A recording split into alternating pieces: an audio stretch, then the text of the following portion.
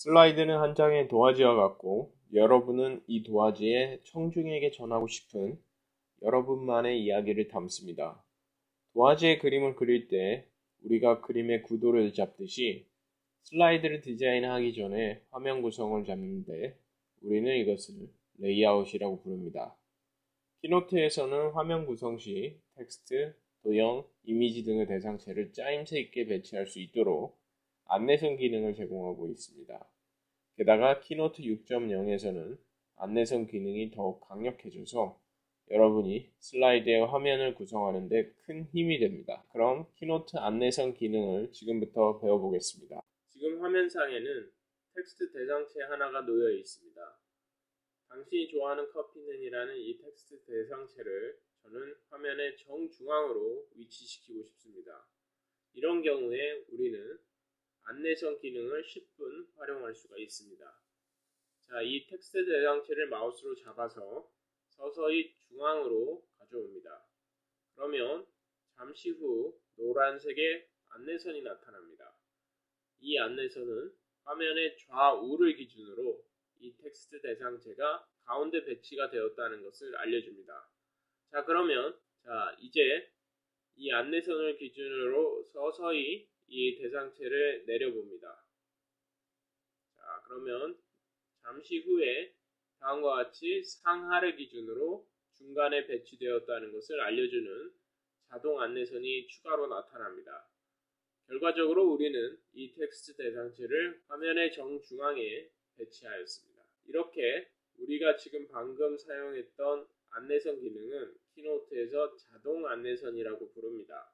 자동 안내선이란 여러분이 키노트 슬라이드 상에서 대상체를 움직일 시에 자동으로 안내선이 나타나면서 화면상에 어디에 이 대상체가 배치되고 있는지에 대한 정보를 알려줍니다. 따라서 여러분은 아주 손쉽게 대상체들을 화면상에 배치할 수가 있습니다. 그럼 자동 안내선 기능에 대해서 좀 더 배워보도록 하겠습니다.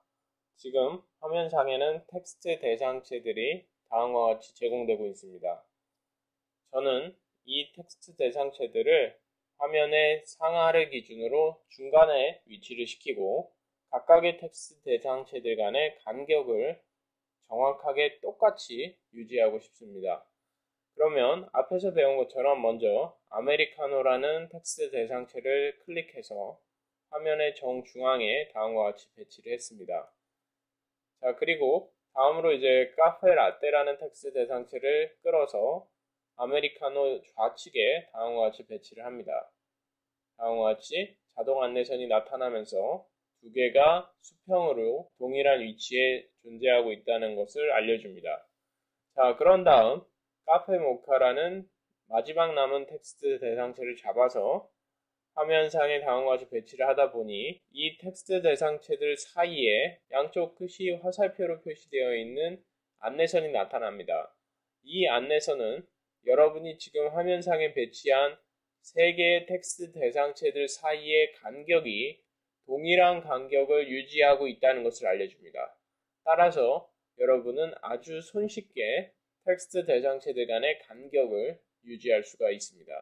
이번에는 키노트에서 제공하는 자동 안내선을 이용해서 도형의 크기를 정확하게 동일한 크기로 조절을 해보겠습니다. 현재 다음 보시는 슬라이드에는 3개의 도형이 그려져 있습니다.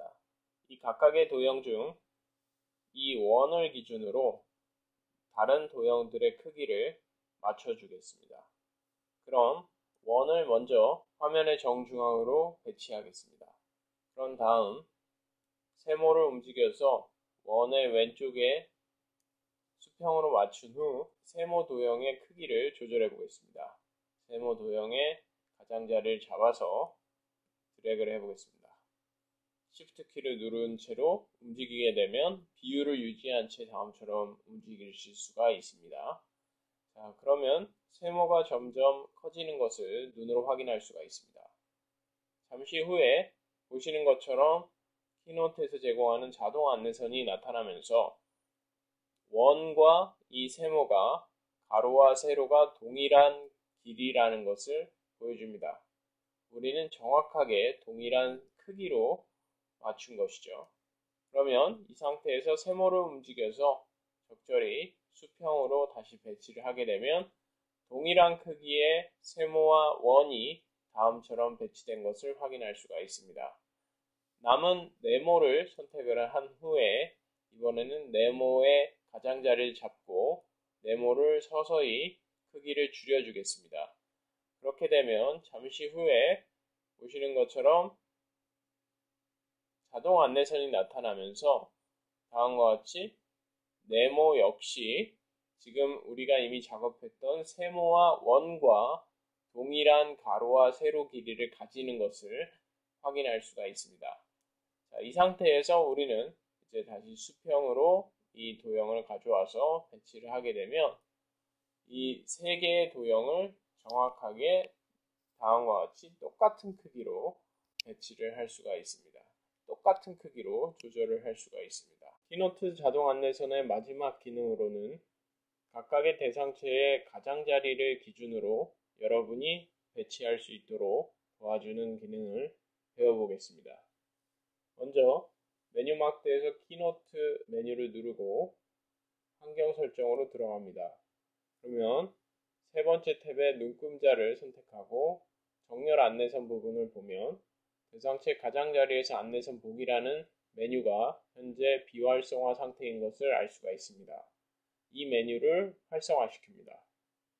그리고 창을 닫고 다시 슬라이드로 돌아가겠습니다.